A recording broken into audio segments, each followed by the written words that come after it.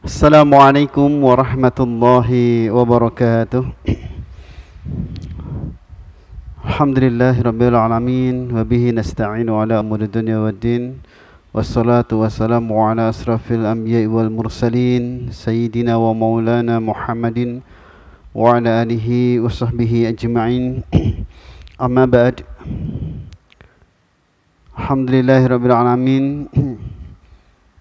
Jamaah salat maghrib Masjid Pangeran Diponegoro yang dirahmati oleh Allah, dan jamaah pemirsa dimanapun Anda berada. Alhamdulillah, mari kita bersyukur kepada Allah Subhanahu wa taala atas segala nikmat yang Allah karuniakan kepada kita. Pada malam hari ini Allah memberikan nikmat kepada kita bisa menjalankan ibadah salat maghrib berjamaah.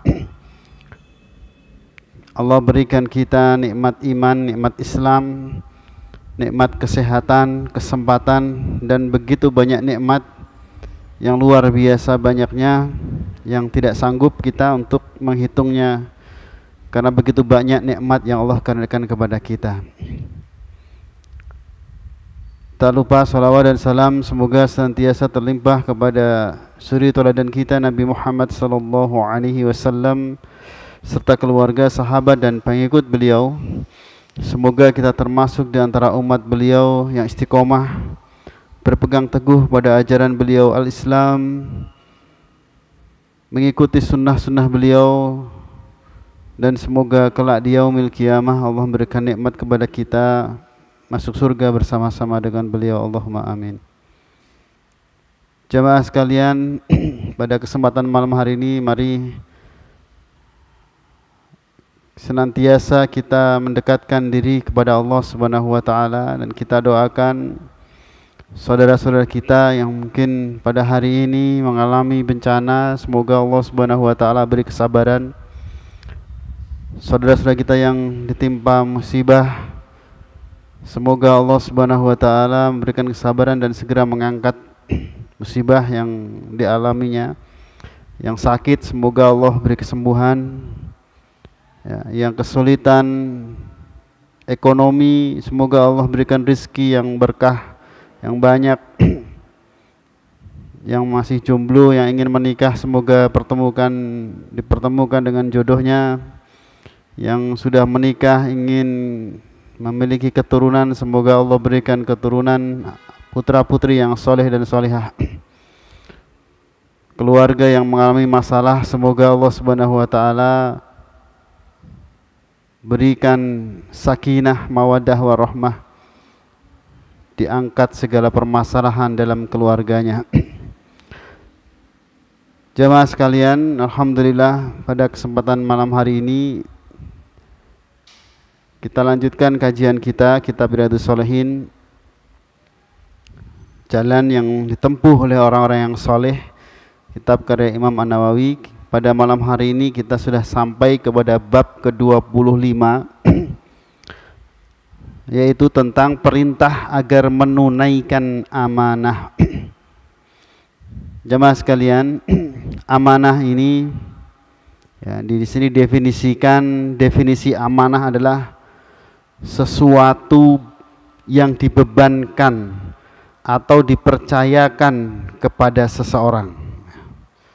Jadi amanah itu adalah suatu beban atau sesuatu yang dipercayakan.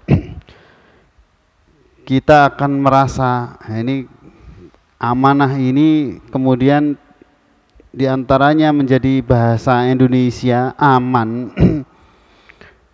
Kita akan merasa aman kalau ya, orang yang kita percaya mengurus diri kita ini menjalankan tugasnya. Ya. Jadi kalau ada semua orang ini amanah, itu kita akan menjadi aman. Ya. Ini beban. Jadi amanah itu beban yang diberikan atau dipercayakan.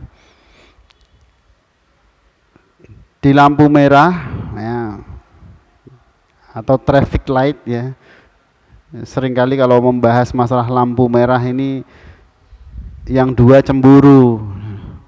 Kok yang dibahas lampunya merah saja? padahal ada kuning, ada hijau. Yang kuning dan hijau tidak pernah disebut ya. Makanya kita sebut traffic light. Ada merah, kuning, hijau. Ya, kalau semua orang amanah ketika lampu menyala merah berhenti, ya, insya Allah aman. Ya, ini aman, tidak akan terjadi kecelakaan. Yang merah ketika merah berhenti, yang hijau ketika hijau jalan. Ya, yang kuning tanda agar berhati-hati, mau jalan atau mau berhenti, ya ditaati. Maka insya Allah aman. Ini amanah. Karena satu sama lain saling percaya. Wah, saya percaya bagian sana ketika merah berhenti, maka ketika lampu menyala hijau saya jalan, aman.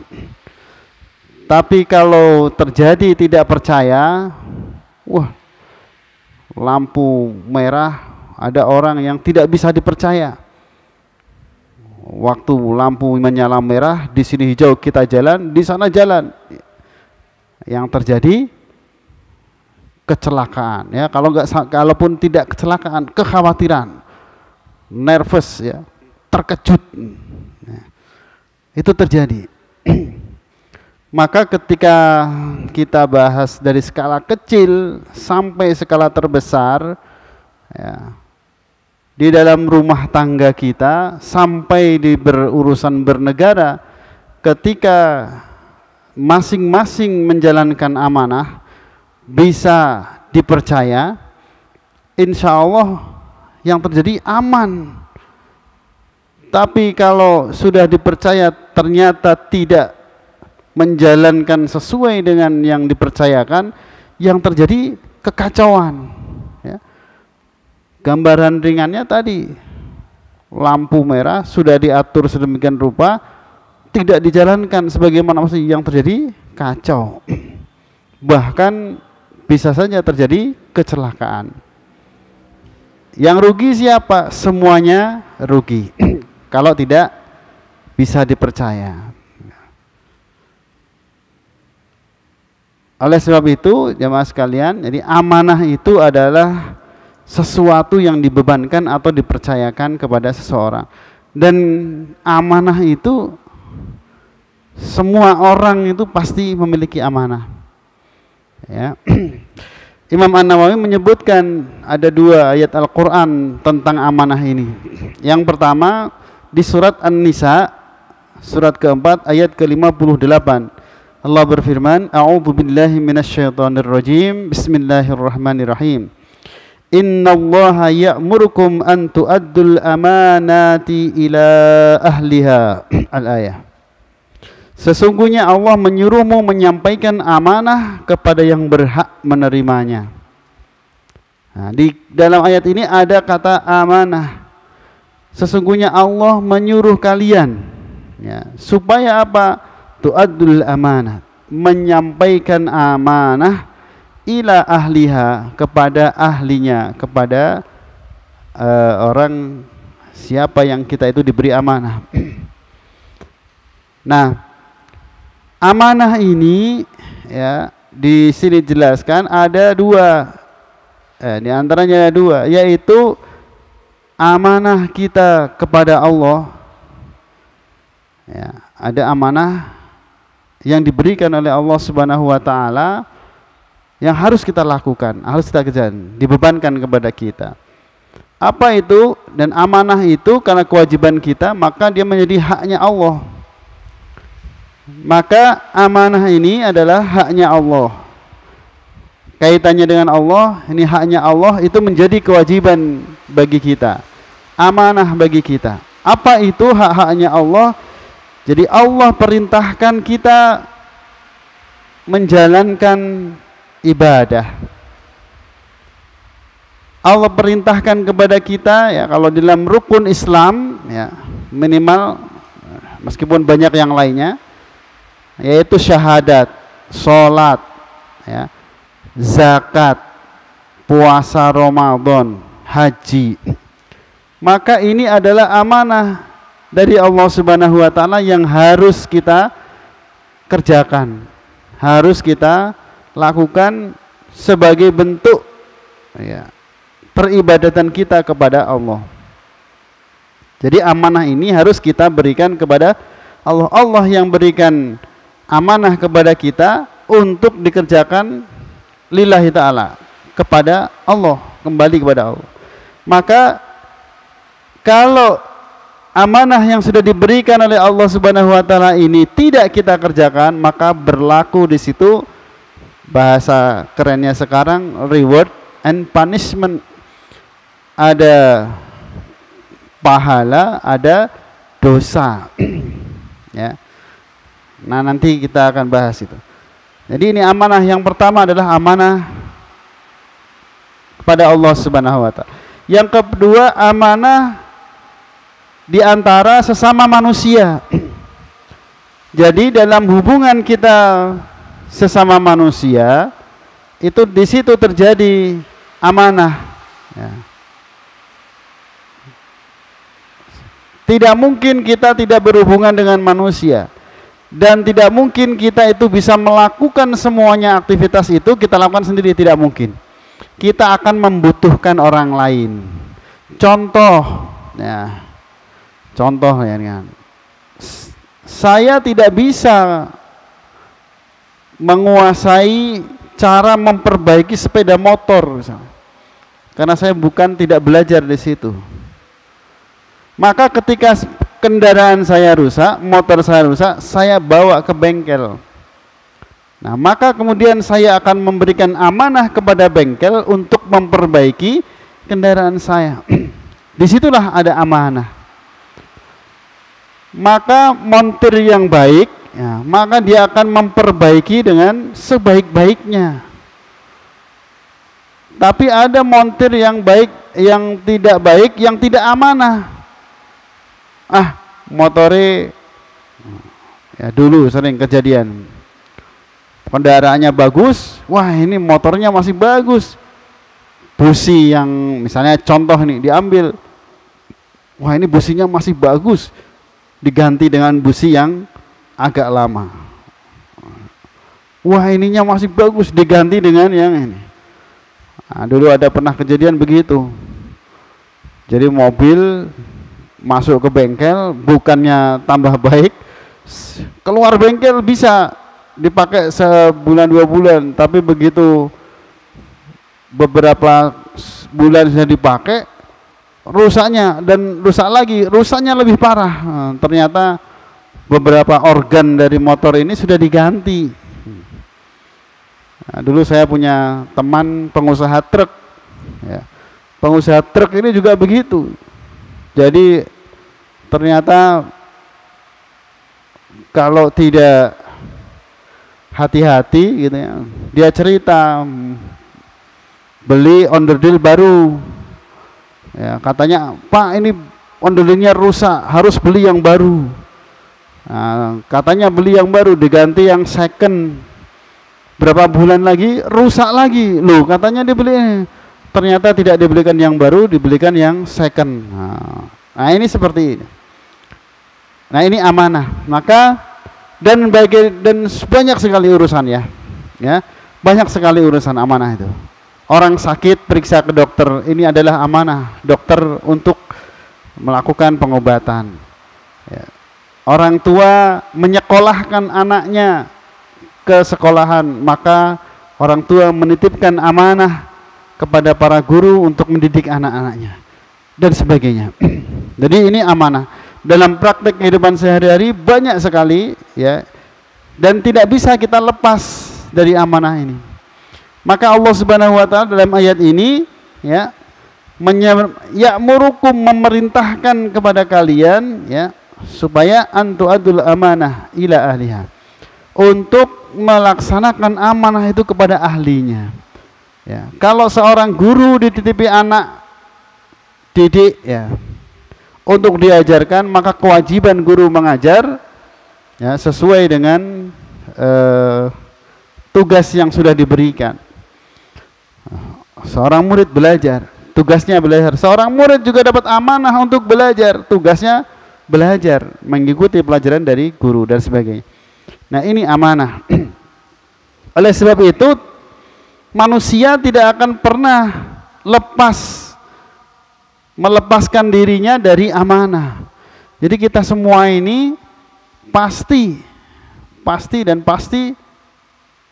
akan mendapatkan amanah, ya, dalam bentuk apapun, ya. Dari Allah Subhanahu wa Ta'ala kita pasti mendapatkan amanah, karena sholat fardu kita kerjakan sehari 5 waktu,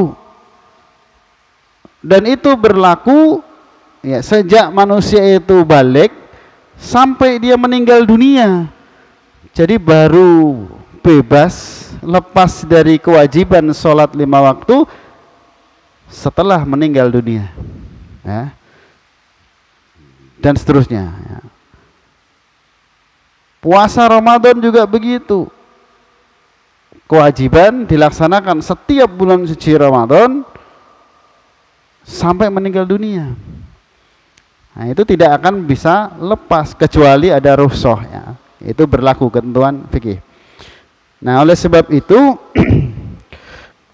amanah ini menjadi sesuatu yang harus kita perhatikan, harus kita pelajari, ya, ketentuan-ketentuannya, dan sebisa mungkin kita amalkan, ya, karena orang yang menyadari bahwa dalam kehidupan kita ini, seumur hidup kita ini tidak akan lepas dari beban amanah. Oleh sebab itu, ya, ayat yang kedua yang disampaikan oleh Imam An-Nawawi dalam kitab beliau ini disebutkan di dalam surat Al-Ahzab, surat ke-33 ayat 72. Ya, beliau menyampaikan, ya, menuliskan firman Allah Subhanahu wa Ta'ala, yang artinya sesungguhnya kami telah menawarkan amanah kepada langit, bumi, dan gunung-gunung, tetapi semuanya enggan atau menolak untuk memikul amanah itu, dan mereka khawatir tidak akan dapat melaksanakannya. Jadi Allah, ya, sebelum menciptakan manusia sudah menawarkan amanah kepada langit, kepada bumi, gunung-gunung, ya, ini semuanya sudah ditawari amanah, tapi semuanya enggan memikul, tidak sanggup mereka, atau tidak mau mereka menerima amanah itu karena khawatir tidak sanggup melaksanakannya. Kemudian dipikullah amanah itu oleh manusia, ya. Jadi kemudian amanah ini yang tadinya ditawarkan langit, bumi, gunung, ya, semuanya menolak, maka kemudian ditawarkan kepada manusia dan dipikullah amanah itu oleh manusia, ya, Nabi Adam dan kita anak keturunannya. Innahu kana zaluman jahula. Sesungguhnya manusia ini di akhir ayat ini, ya, ini yang menjadi perhatian kita. Sesungguhnya manusia adalah sangat zalim dan sangat bodoh, ya. Jadi orang-orang yang mengabaikan amanah ini, amanah itu sesuatu yang sangat berat untuk dikerjakan, sampai-sampai langit, bumi, gunung ini enggan menerima amanah karena khawatir tidak bisa melaksanakannya. Tapi manusia menerima amanah itu, maka dipikullah amanah itu kepada manusia. Nah, di sini dijelaskan, ya, ada tafsir ayat ini bahwa Allah Subhanahu wa Ta'ala, ini luar biasa. Ini lanjutkan, ya. Allah Subhanahu wa Ta'ala memberikan amanah. Ya. Di ayat ini Allah memberitahukan kepada kita bahwa Allah dulu menawarkan amanah itu pada langit, bumi, dan seterusnya, tapi mereka menolak. Di sini dikatakan bahwa makhluk, dalam kitab tafsir disebutkan,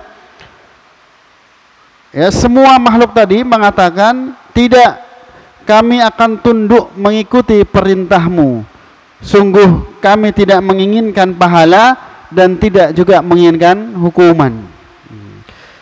Jadi Allah memberikan penawaran, ya, barang siapa atau siapa-siapa yang mau memikul amanah, ya, kalau dia sanggup memikul amanah itu, maka akan diberi pahala, ya, akan diberi ganjaran.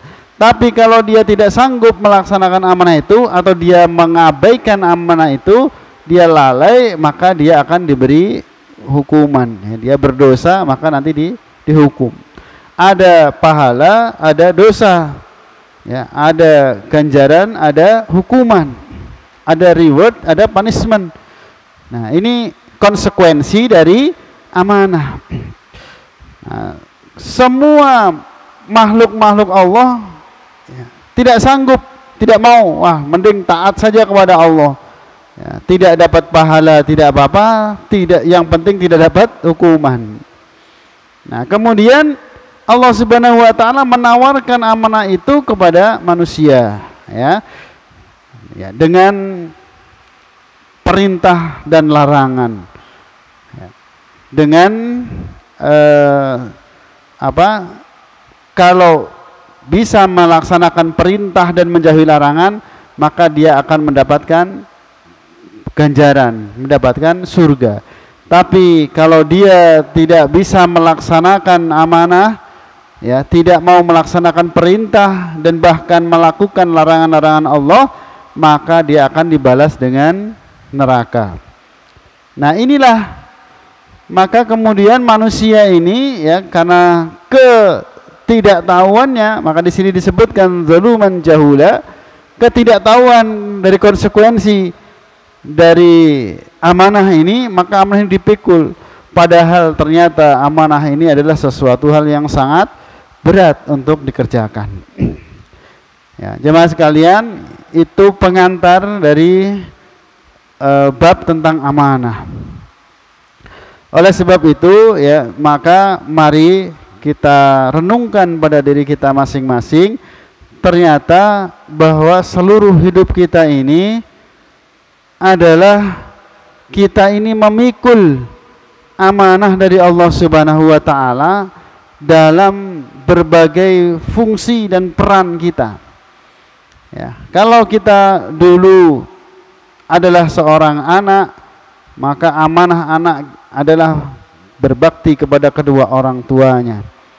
Ketika kita sudah beranjak dewasa, kita sudah balik, amanah kita adalah sebagai hamba Allah.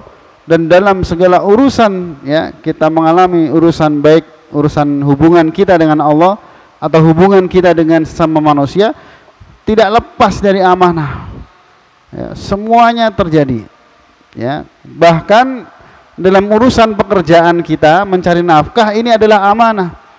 Jadi pekerjaan kita ini adalah amanah yang harus kita tunaikan. Maka ketika ada orang bekerja tidak profesional, tidak mengerjakan dengan sebaik-baiknya, ya, bisa dikatakan dia tidak amanah. Dan konsekuensi dari tidak amanah itu pasti terjadi permasalahan, ya, terjadi kekacauan.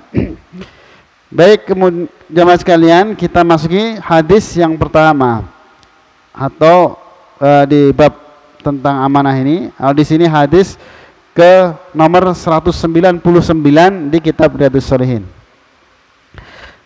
Imam Ali menuliskan tentang ciri-ciri orang munafik. An Abi Hurairah radhiyallahu anhu anna Rasulullah sallallahu alaihi wasallam. Ini hadisnya sangat populer. Ayatul munafiqi salasun, ya. Idza haddasa kadzaba wa idza wa'ada akhlafa wa idza tumina khana. Muttafaqun alaih. Jadi Abu Hurairah radhiyallahu anhu menyampaikan bahwa Rasulullah SAW bersabda, tanda-tanda orang munafik, ayatul munafiqi salasun, ada 3. Yang pertama, idza haddasa kadzaba, jika berbicara dia berdusta. Ini ciri orang munafik.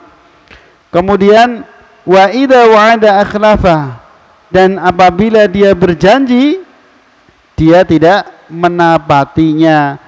Ya, khilaf yang disengaja. Jadi mohon maaf, kita seringkali kalau melakukan sesuatu, ya, ini baik kita minta maaf, saya khilaf. Jadi orang yang sering khilaf ini adalah ciri orang munafik di sini. Hanya kita seringkali menganggap enteng ya. Jadi jangan dianggap enteng. Kalau orang munafik wa idza wa'ada akhlafa. Jadi maaf saya khilaf. Ya, khilaf itu ciri orang munafik. Jadi kalau khilaf ya sekali-sekali saja. Jangan setiap berjanji khilaf. Nah, ini padahal khilaf itu di sini diterjemahkan tidak menepati janji ya. Tidak menepati janji, tidak sesuai dengan syarat dan ketentuan lah bahasa ini. Nah, kemudian wa idza tumina khana, dan apabila dia diberi amanat dia berkhianat. Nah, ya, jemaah sekalian, ya, di sini disebutkan nih, masalah ciri-ciri orang munafik. Dan orang munafik ini di dalam Al-Quran tempatnya fid-darki asfali minan nar. Orang munafik ini kelak di yaumil qiyamah tempatnya ada di kerak neraka. Dan kebiasaan orang munafik di sini ada tiga, ya, tiga tadi. Idza haddasa kadzaba. Ini kalau kita bahas ya, orang munafik. Jadi jangan kita memikirkan orang lain. Mohon maaf. Jadi kalau kita ngomongin orang munafik, seringkali yang terfikir oleh kita itu bayangke orang lain. Nah, ini jadi dzon, jadi suudzon. Ya. Akan lebih baik ketika kita membahas ciri-ciri orang munafik, tengoklah pada diri kita. Ya. Karena salah satu tanda yang lain pembahasan masalah munafik ini ya, orang munafik itu paling benci kalau ada orang membahas tentang munafik. Nah, jadi orang munafik itu enggak senang dibahas. Nah, di sini contoh ciri orang munafik ada tiga. Idza hadasa kadzaba. Apabila berbicara dia berdusta. Orang munafik itu punya kebiasaan berdusta. Ya.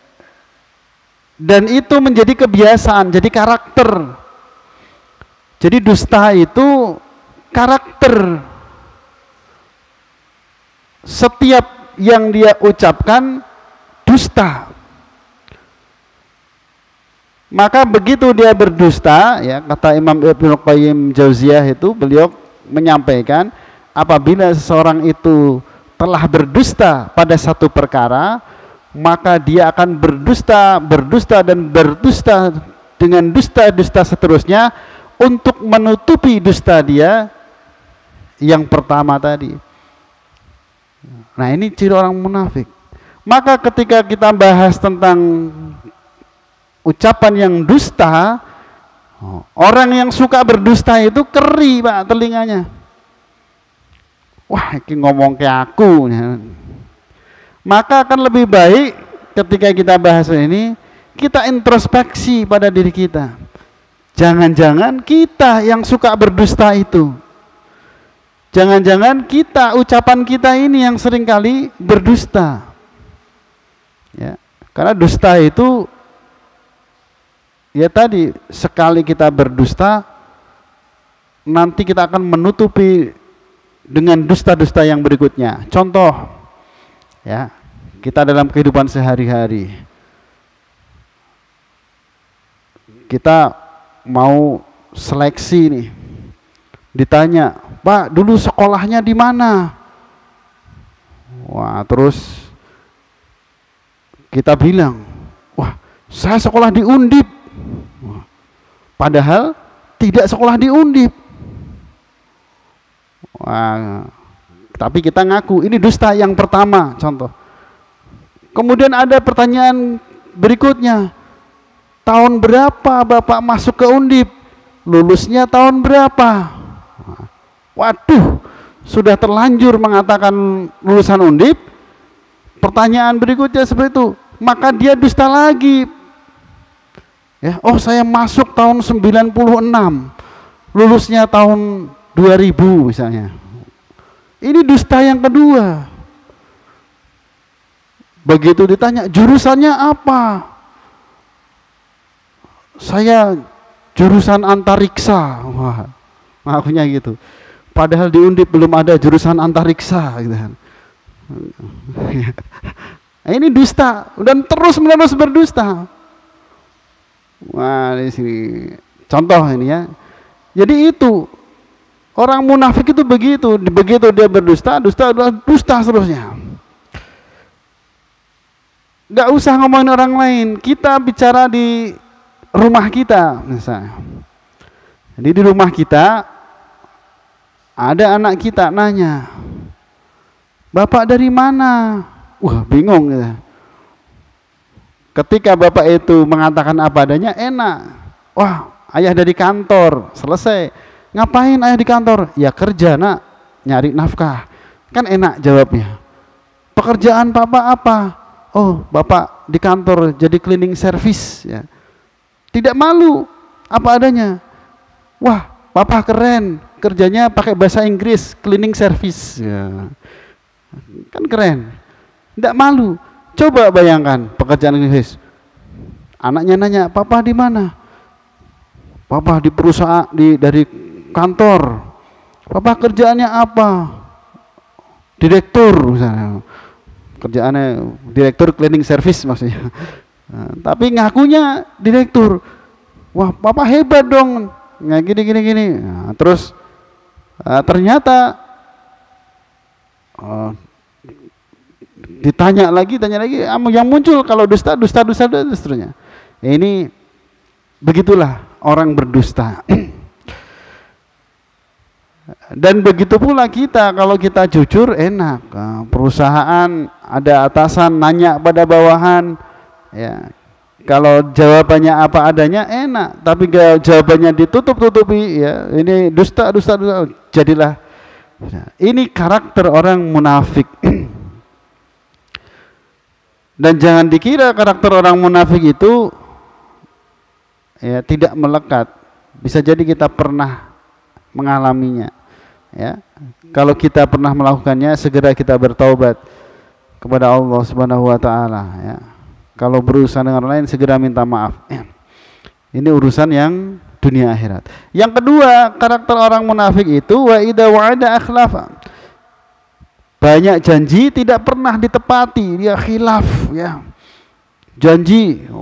Ini mohon maaf, ini para pejabat ya yang suka mengobrol janji ketika kampanye. Nah, ini bahaya, Pak. Hati-hati ya. Jangan-jangan ya munafiknya kita itu ketika banyak janji tidak ditepati. Ini karakter munafik. Dan bagi kita ya, maka hati-hati kalau kita sudah berjanji ya, usahakan sekeras mungkin agar kita bisa menepatinya. Kalau memang kita tidak sanggup untuk menepatinya, ya katakan saja, "Mohon maaf saya tidak bisa." Ya. Jadi tidak usah, tidak enak ya, seringkali kita wah janji besok ya kumpul jam sekian, tanggal sekian di sini. Wah, sebenarnya kita tahu, karena yang ngundang teman-teman nggak enak, diiyain aja. Iya, pada waktunya ternyata tidak bisa datang. Nah ini, lebih baik kalau bisa datang ya bilang bisa, kalau tidak bisa ya bilang tidak bisa, itu lebih baik. Ya. Maka salah satu ciri orang mukmin itu berhati-hati ketika berjanji. Dalam sebuah riwayat Rasulullah SAW ya, ini luar biasa, Rasulullah pernah janjian sama seorang pemuda ya, ketika waktu itu Rasulullah belum menjadi nabi ya. Beliau janjian dengan seorang pemuda, bertemu di pinggir pasar. Janjiannya waktu pagi ya, pagi ketika ada pasar janjian. Maka Rasulullah SAW sesuai waktu yang ditentukan, beliau sebelum waktunya sudah datang. Tapi pemuda ini tidak datang. Dan Rasulullah SAW saking kuatnya memegang janji, beliau menunggu sampai besok paginya lagi. Jadi seharian itu Ya, sehari semalam Rasulullah itu berada di tempat itu, tidak bergerak. Ya, sampai besok paginya si pemuda ini baru ingat, oh iya, saya janji dengan Muhammad ketemu di sini kemarin. Kemudian si pemuda ini lari menemui Rasulullah, ya, menemui Nabi Muhammad, dan Nabi Muhammad belum beranjak dari tempat pertemuan ilmu itu, sudah sehari semalam. Itu begitu dahsyatnya Rasulullah SAW ketika berpegang kuat pada janji. Nah, maka kalau kita memang sudah berjanji, mestinya kita berjuang sekuat kemampuan kita untuk menepati janji kita. Nah, ini bab janji. Ya. Nah, yang terjadi sekarang banyak orang obral janji, janji ABCD sudah banyak tidak pernah ditepati. Nauzubillah ya. Ya, padahal ini berat nanti di akhirat. Kemudian yang ketiga, wa idza tumina khona, dan apabila diamanahi dia berkhianat. Ya, ini memang amanah ini identik dengan pejabat. Ya. Nah, di pejabat ini dulu sebelum menjadi pejabat, ya banyak janji, banyak ya janji kampanye. Setelah jadi pejabat, jadi amanat, dia khianat, banyak sekali. Baik jamaah sekalian, demikian ini satu hadis ya tentang ciri-ciri orang munafik. Semoga Allah menjauhkan kita dari karakter ini, dan apabila berkumpul 3 ciri ini, sempurnalah kemunafikan seseorang itu. Nah, kita harus hati-hati kalau ketemu atau menyaksikan ada orang yang cirinya lengkap 3 itu ada padanya, ketahuilah dia itu munafik, dan jangan sampai itu terjadi pada diri kita. Demikian, kurang lebihnya mohon maaf. Subhanakallahumma wa bihamdika asyhadu an la ilaha illa anta astaghfiruka wa atubu ilaik wal afu minkum billahi taufiq wal hidayah. Assalamualaikum warahmatullahi wabarakatuh.